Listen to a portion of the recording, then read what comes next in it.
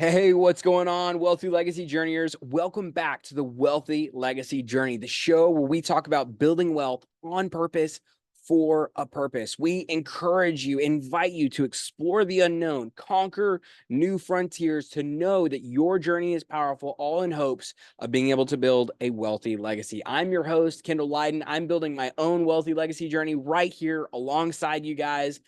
And the title of today's episode is actually Mindset for the Battle and Toolset for the Growth. I'm really excited about some of the topics that we're going to be talking about today. In the first half of today, we're going to be talking about some wealth stuff, some cool legacy projects that I've been able to be a part of over the last week, some implementation stuff of how I took what we learned last week from Dan Martell and I implemented it into my life in my job this week because it's so powerful to implement.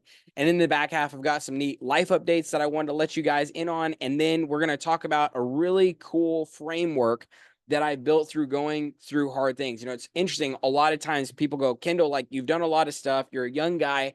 How have you figured out how to, accomplish these almost seemingly impossible things, these really painful and difficult things? And it was funny because I was just having a conversation with a good friend the other day.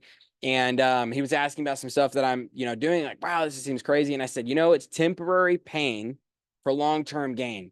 But I've realized that there's a lot of advantage to going through temporary hard, pushing into that unknown for the long-term gain. I've been positively rewarded by that process over and over and over again.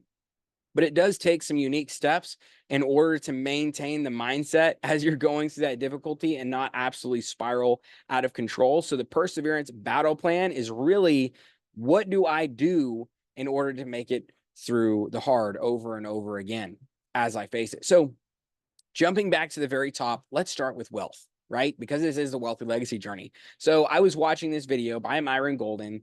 It's a presentation titled Beliefs and Behaviors for Building Wealth. It was very inspiring. It made me realize, and I've already kind of started to realize this, but you have to shift the way you look at money in order to be able to build to the point of wealth that you're looking for. You have to become bigger than the money, and the money just becomes an object that's very small, right? And you have to reframe the way you think about the money, that you talk about the money. So an example that Myron Golden gave is, he said, let's say that you have to make $5,000 a month, double that amount.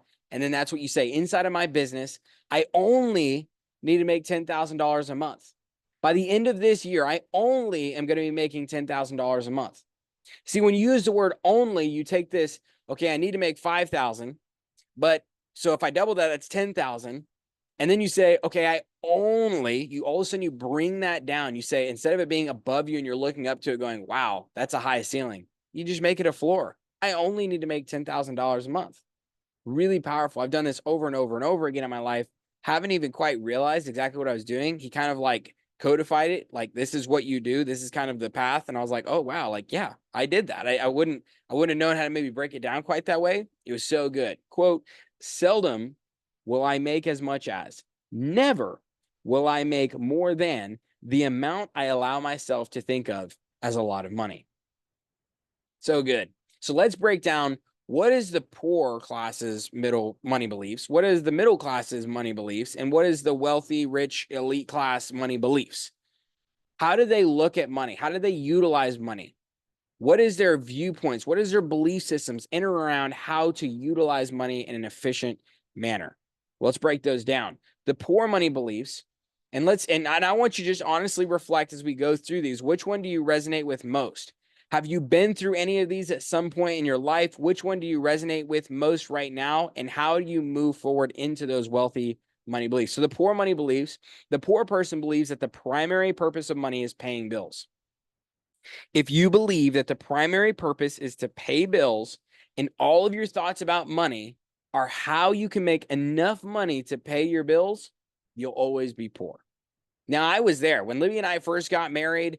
We were living in this apartment. At one point, we actually got our electricity cut off. We were broke as a joke, ready. It was like we were just done, right? We didn't know what to do. We didn't know how we were going to get ahead. It was probably one of the most dark and painful seasons of my life.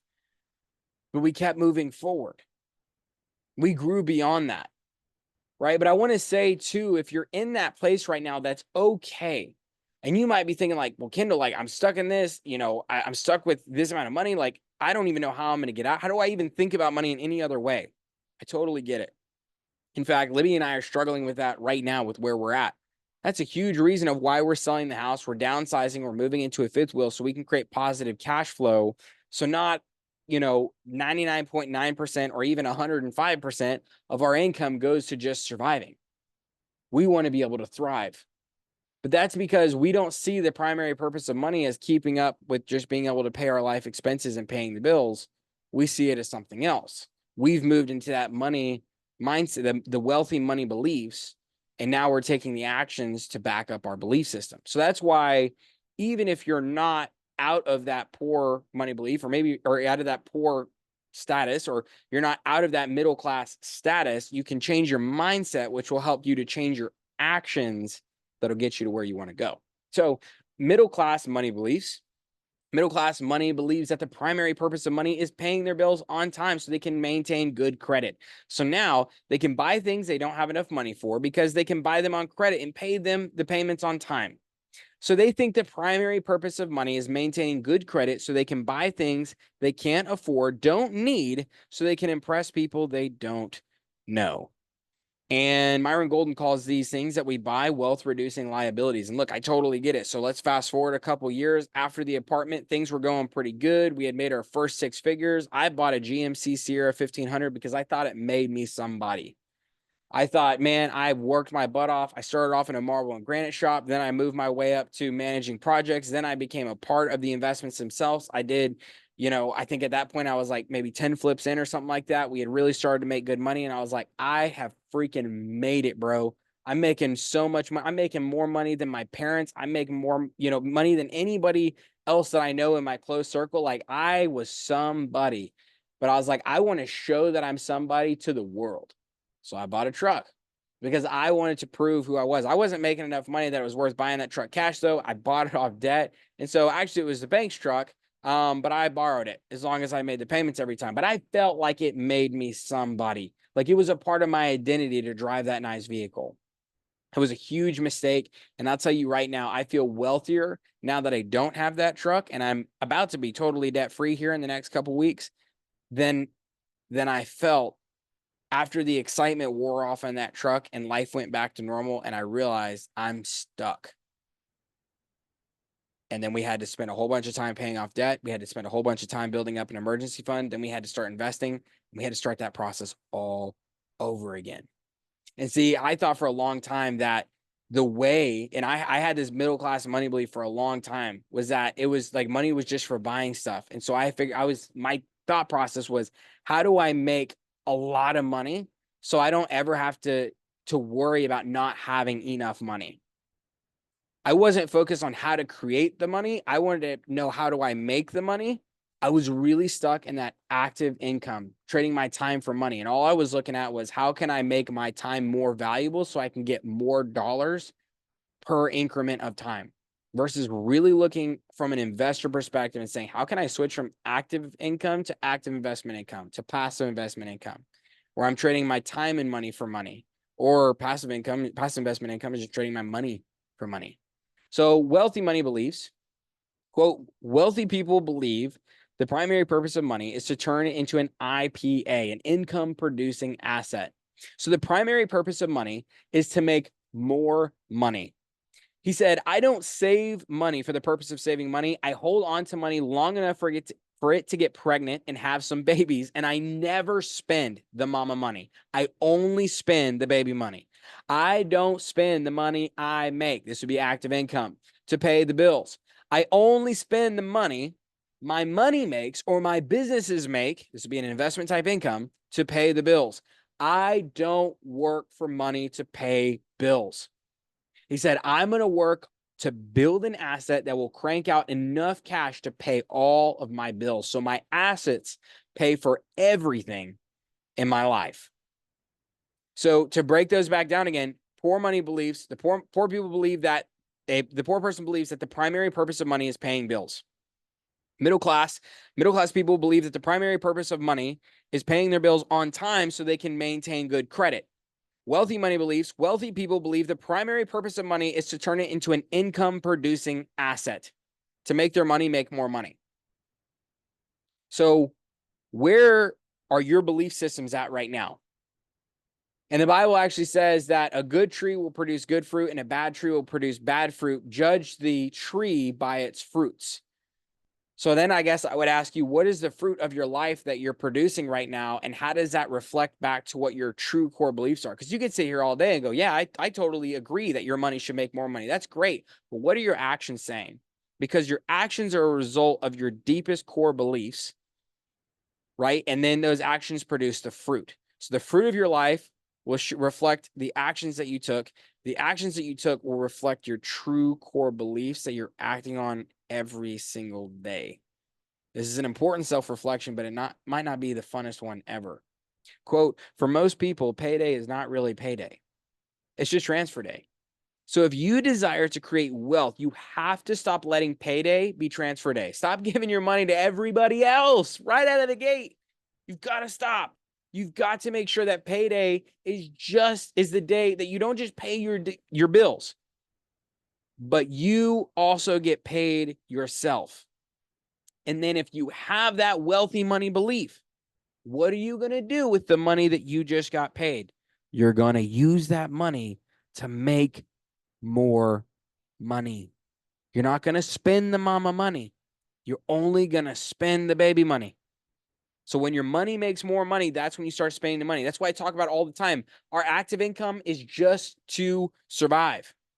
Then we take a small percentage of our active investment income and our passive investment income, anyways, of those active investment income and passive investment income. I'm sorry, I just totally lost my train of thought there. We take a small percentage of those, and that is where our fun money comes from.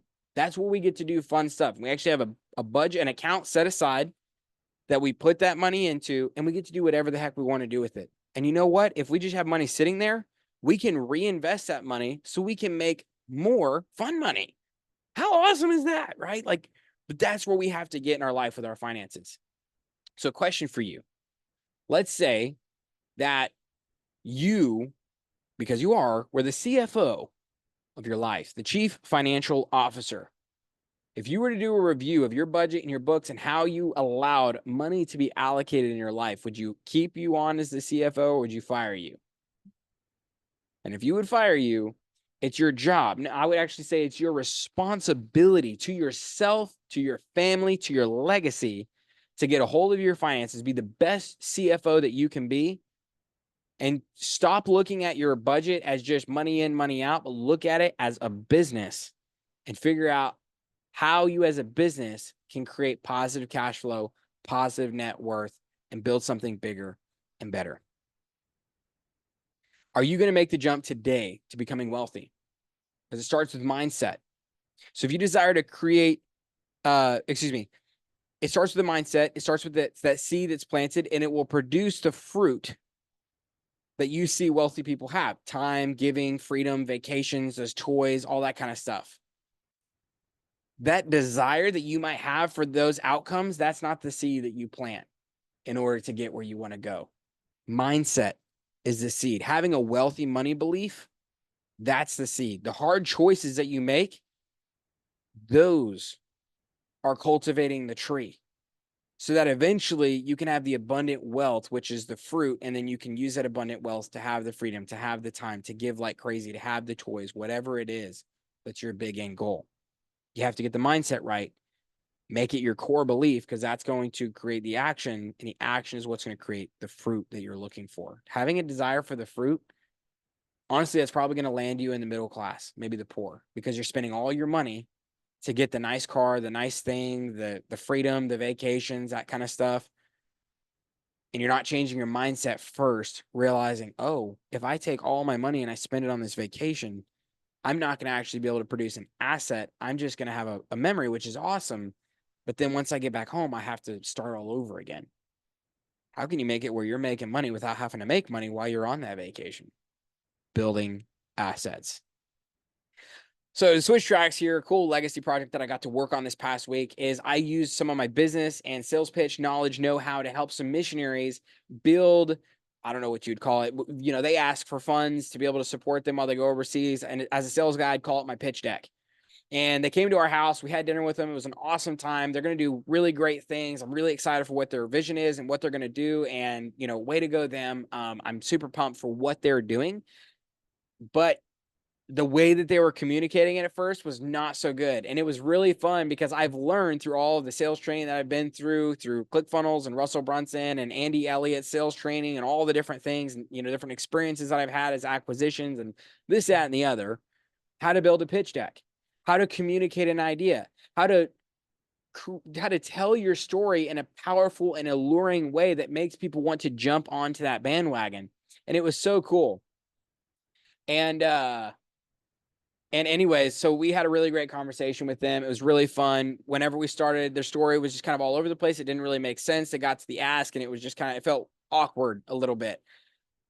We took the same story, we built the pieces of a proper pitch deck, and all of a sudden it went from like, what, to wow, that's really powerful. You guys are doing amazing things. Like, how could I say no? And it was so exciting because I was like, man, I could see this being a part of what I do for my legacy projects, is helping missionaries do this exact thing where it's like, here, let's look at this from like a business, marketing, sales perspective. Let's build an alluring story. So when you tell it, the person on the other side of that table is, they can't help but say yes. Right. It's all about how you tell. You're not tricking anybody. You're just telling your story in a powerful way. You ever seen like a great movie versus a B-rated movie?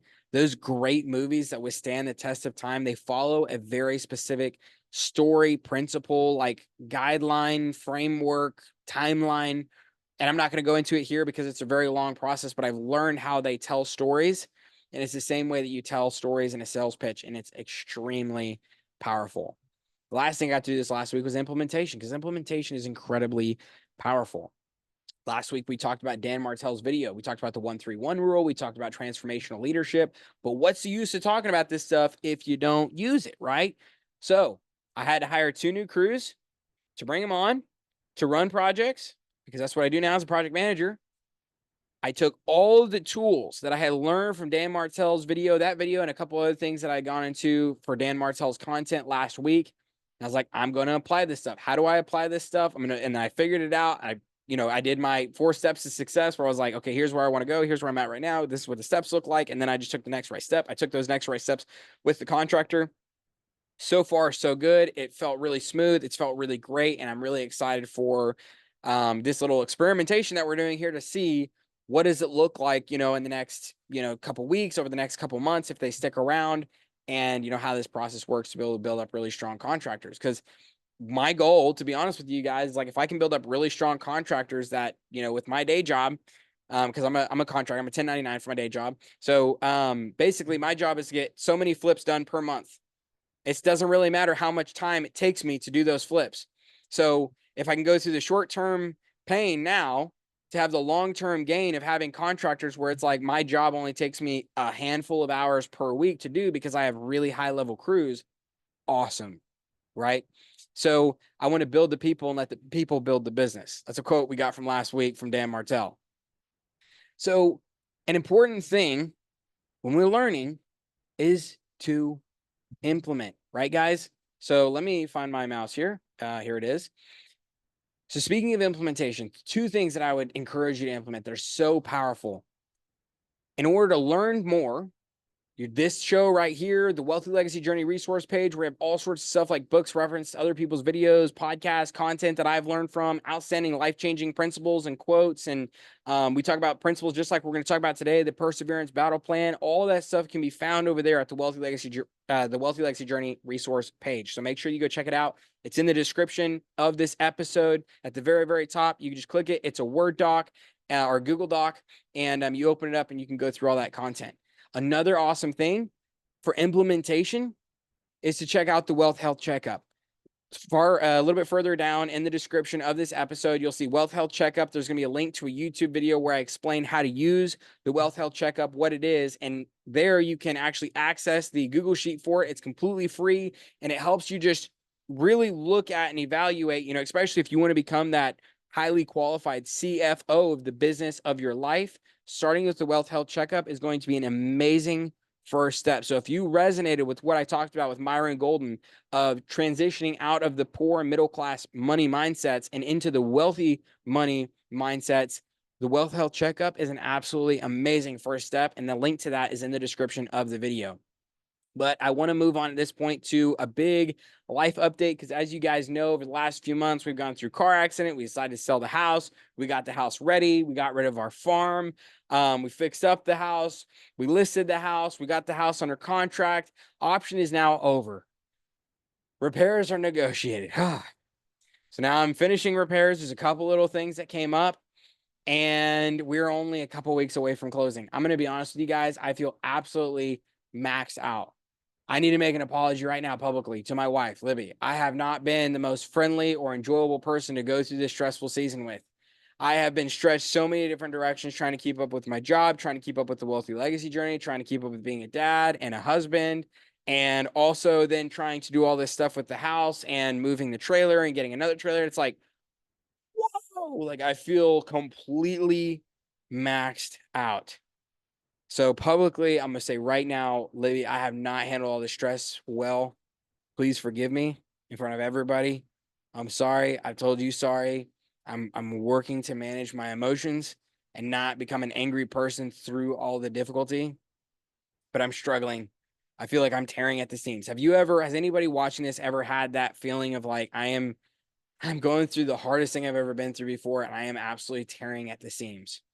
It's that temporary pain for long-term gain. At least I hope it's for long-term gain, right? There's no purpose of going through all of the pain if there's not a long-term gain at the end of the end of the rainbow, the tunnel, whatever it is. We gotta have that long-term goal that it's like, okay, I'm going through this difficulty, but it's for a purpose. So it's pretty surreal with where we're at in the house right now. We're about to go look at a trailer this weekend. That might be the trailer that we move into. I'm going to be honest with you guys, just to let y'all know, I'm really not sure what the tech's going to look like over the next few weeks. If we're going to have, the lighting and the nice microphone and the headphones and the nice camera, or I might just have to go back to recording just straight from my laptop and literally just have the one screen. I have no idea what it's going to look like because we're going to be transitioning and moving, and my office is going to move, and there's so many different moving parts. So I can't even begin to promise what it's going to look like, but I know that once we're good and settled, I'm really excited because I've already got some awesome plans for the new office. Behind me, I'm going to have the Hudson plat, and I'm going to kind of have it all marked out of how much we made, because that's like the biggest thing I've accomplished so far. So I'm excited for that. We're going to have all the books that we've read here on the Wealthy Legacy Journey. They're going to be like behind me somewhere. Also the books that we're going through for the American Dream or Lie book that I'm writing. We're going to go have all those books there too. As I read them, they're just going to like shift over to like the books I've read side. I'm really excited about that. But the last thing I wanted to talk about is a text to a friend and a Dear God letter. I let y'all in on these every once in a while. A Dear God letter that I wrote, and that's going to roll us into the Perseverance battle plan, because like I said, I'm feeling absolutely maxed out, stretched, ripped, torn, like just I don't know how I'm going to be able to take much more. But when you lean on this Perseverance battle plan, it helps you get through some really, really hard stuff. So I'm going to read this text to you guys right quick. I'm going to like omitted all the names and anything that's like super personal. So let me pull it up here right quick. So somebody who's going through just think of most difficult thing that you've ever been through. Put yourself in those shoes. That's the frame of mind that I am reaching out to him in. I said, praying for you, man. The past 2 weeks, I've had multiple nights of working until 8, 9, 10 p.m. Last night being one of them. Last night, the stress of everything hit like a wave, and I woke up just before 4 a.m., gut-wrenched, stressed out. I finally got up and began to worship the Lord. These were the 3 things that lifted me up, as they often do. They might lift you up as well in times of need. 1, worship. One of my favorite worship albums to lift me up is Psalms by Shane and Shane. Worshiping with scriptures is so powerful. I shared the Spotify link with him. And you know what? I might actually share the Spotify link with you guys here too, because it's super powerful. Second thing, Dear God. I write these letters where I pray to God, I cry out, but I try to intentionally model David's posture within the Psalms he wrote. It starts with the pain, ends with the praise. I found it to be a powerful way to recognize the hard, but also recognize his goodness, which surpasses any difficulty by far. I'll share my Dear God letter at the end from last night at the end of this. 3 verse. We've been working on memorizing scripture as a family. Last night, I leaned on Psalm 16:8. I have continually set the Lord before me. Because he is at my right hand, I will not be shaken. As I meditated on that verse over and over again while worshiping at the end of my letter, I felt lighter and able to rest again because I knew the truth that if I let him lead me and if I allow him into my life and to be at my right hand, then I won't be shaken. So the question isn't, am I able to handle this much hard on my own? The question is, will I continue to let him lead and guide me no matter how much hard comes my way?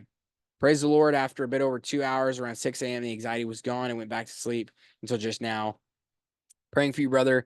I'm praying that you won't be shaken because you constantly give your heart to him, to the Lord, and surrender in order to let him be the Lord of your life. And here's my Dear God letter. Dear God, June 5th, 2024. How much more? How much more time do I have to be in this role before I have the opportunity to do work that I'm on fire for full time? How much more distance do I have to cross before I reach the finish line of the present leg of my journey? How much more am I able to carry before I crumble beneath the weight of it all?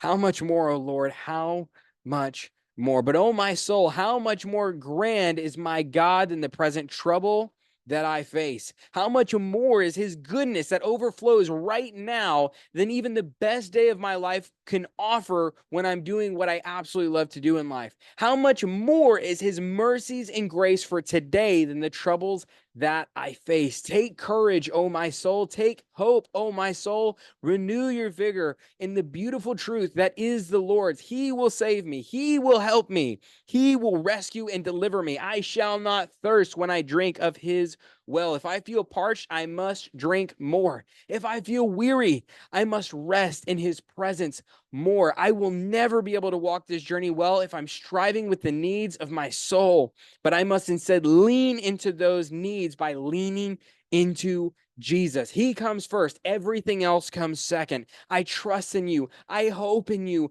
I love you, Father. I have continually set the Lord before me. Because he is at my right hand, I will not be shaken. Psalm 16:8. Lord, please help me. Please go before me, behind me, beside me. Please be my pillar of cloud by day and fire by night. May I not be shaken by the difficulty I currently face, not because I am strong or mature, but because I choose to make way for you to go before me and abide at my right hand within my life. I love you, Abba. Thank you for never abandoning me in my time of need. Praise you. Love, Kendell. And so with that, I want to jump right quick into the perseverance battle plan, because there's really 3 steps around this battle plan. You heard these 3 steps very specifically. I want to kind of take a second to zoom out on that and what it looks like as you apply it in your life. So I'm going to share my screen right quick. As a reminder for anybody that is watching YouTube, I have to actually shut off the video feed because my computer isn't power enough to handle all of it at one time. So it starts to lag. For anybody listening to the podcast, if you go to the Wealthy Legacy Journey resource page at the very top, I have the principles and frameworks that we teach here. Just look for the one that is the Perseverance Battle Plan, and you can follow along with us as you're looking at that outline. So I'm going to go ahead and share my screen here.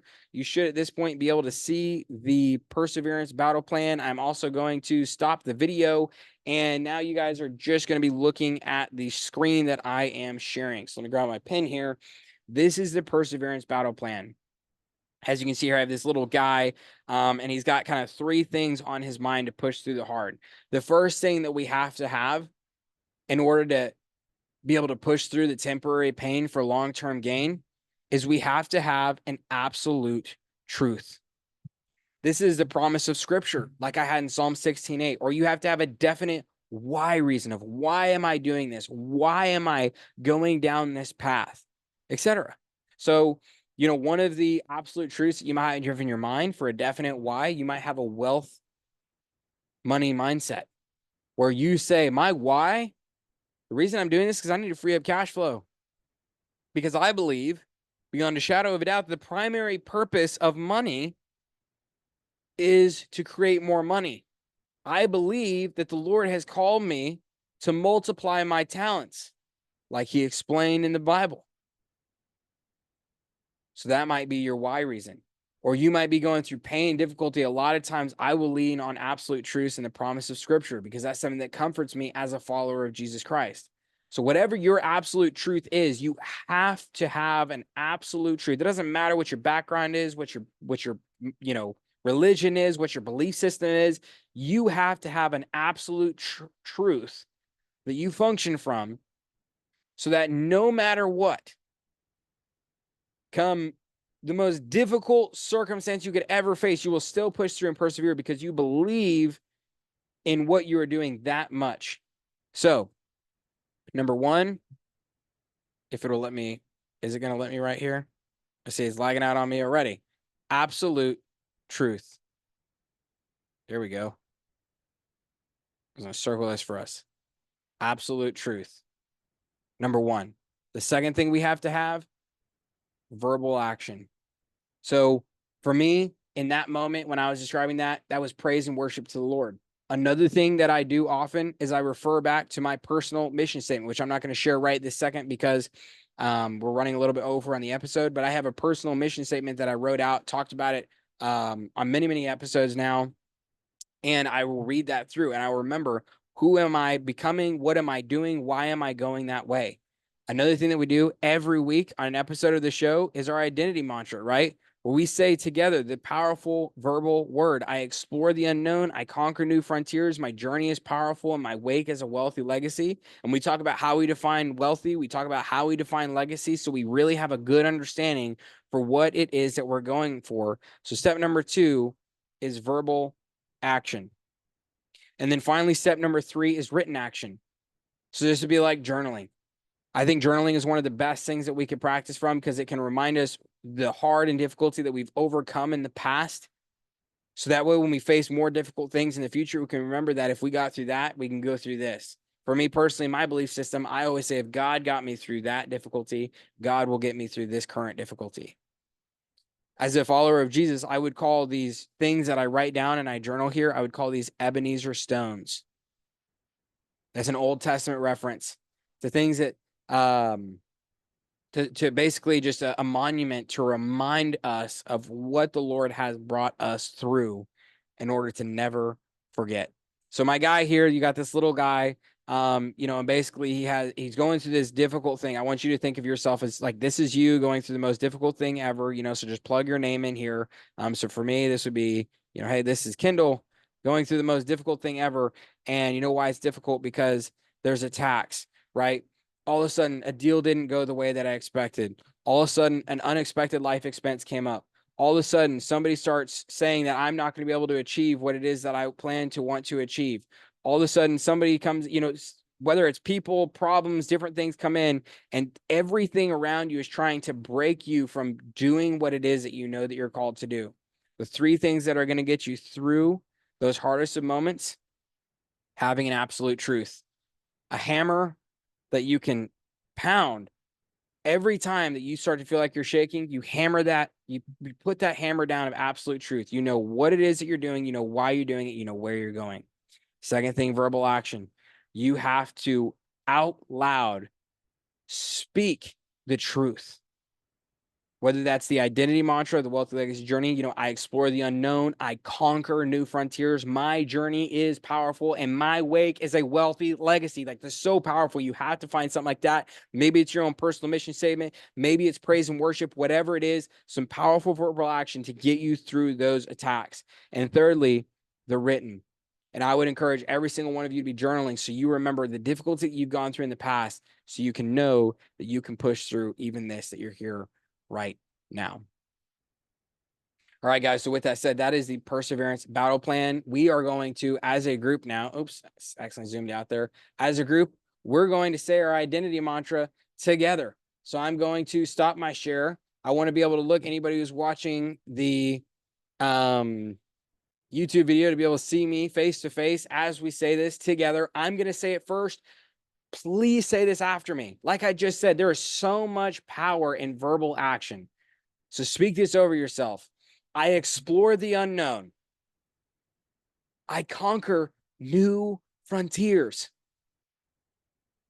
My journey is powerful and my wake is a wealthy legacy.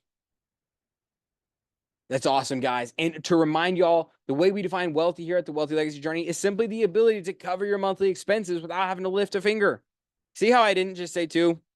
It's the ability to cover your monthly expenses without having to lift. It's simply, remember, it's only $10,000 is what I need a month by the end of the year. It's simply the ability to cover your monthly expenses without having to lift a finger. Have to have that mindset shift. Legacy is leaving a long-lasting impact on others who come after you as they receive the fruit of your labor, whether that fruit be good or bad. You're going to leave fruit, but the way that you leave good fruit is you cultivate a good tree. The way that you have a good tree to cultivate is by planting seeds that will grow a good tree. So the seeds that you plant will define the tree that you grow. The trees that you cultivate will define the fruit that is bore. With all that said, guys, please make sure that you like and subscribe. Like the video, subscribe to the channel. If you like this video, it really helps the algorithm push our video to the top so we can get more people following the Wealthy Legacy Journey and to be able to help more people. As a reminder, in the link of the episode, there's going to be a link to the Google Docs for the Wealthy Legacy Journey resource page and a link to the Wealth Health Checkup YouTube tutorial video, which will then inside of that have a link to the Google Sheet so you can plug that in and use that for yourself to become the best CFO of your life and your own personal business.